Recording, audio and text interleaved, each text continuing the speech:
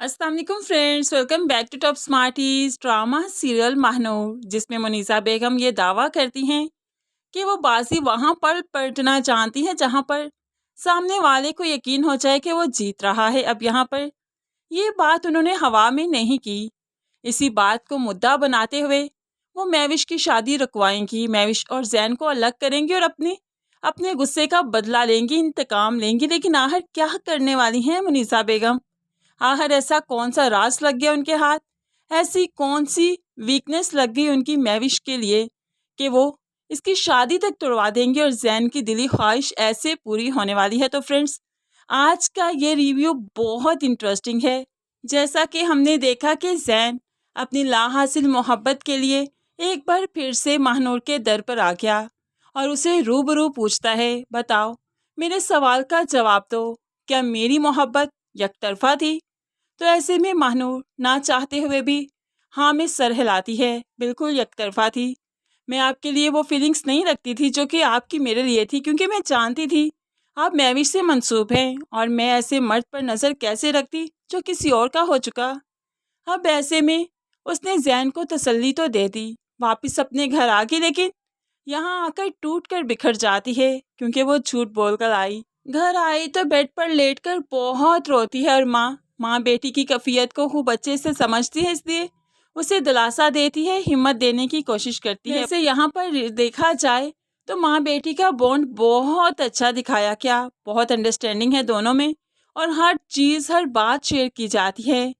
खैर यहाँ पर जहाँ पर महानूर टूटकर बिखर चुकी, तो वहाँ पर जैन तो पहले ही बिखरा हुआ था, खुद को समेटने महानूर के पास आया था, लेकिन यहाँ पर भी बात ना बन सकी। खैर वापिस क्या, जब अलीज़े ने पूछा कि मिलाए क्या हुआ, तो अलीज़े को बताने लगा वो झूठ बोल रही है, उसकी आंखों में सच्चाई नहीं थी, मैं तो उसकी आंखें भी पढ़ सकता हूँ। उसने मुझे कहा कि मेरी मोहब्बत एक तरफा थी और मैं जानता हूँ कि मेरी मोहब्बत एक तरफा नहीं थी और इस चीज़ का एहसास उसे ज़रूर दिलवाऊंगा मैं। खैर यहाँ पर जैन एहसास दिलवाए ना दिलवाए, मुनीसा बेगम ये एहसास ज़रूर दिलवा देगी।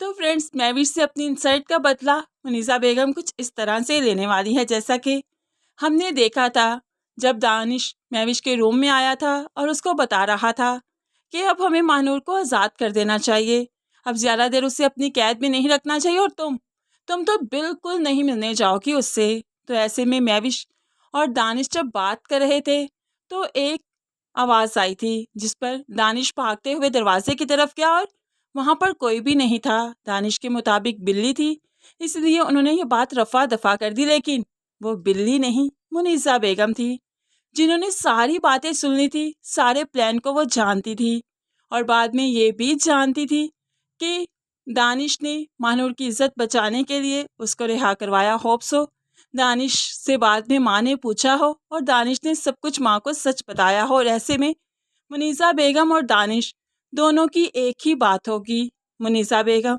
ये सच्चाई ज़रूर अब सबके सामने रखेगी, क्योंकि बात उसकी इज्जत पर आ चुकी है, वो अपनी इज्जत पर कॉम्प्रोमाइज़ नहीं करेगी और ऐसे ऐसे करते हुए वो मैविश की सच्चाई सबके सामने लाएगी। हाँ, इसमें दानिश का भी कसूर बनता है, लेकिन इतना नहीं जितना मैविश का, क्योंकि दानिश ने महानूर की इज्जत बचाने के लिए उसे रिहा करवाया था, इसलिए दानिश को सब इग्नोर करेंगे, लेकिन मैविश को कोई इग्नोर नहीं करेगा, खास तौर पर जैन।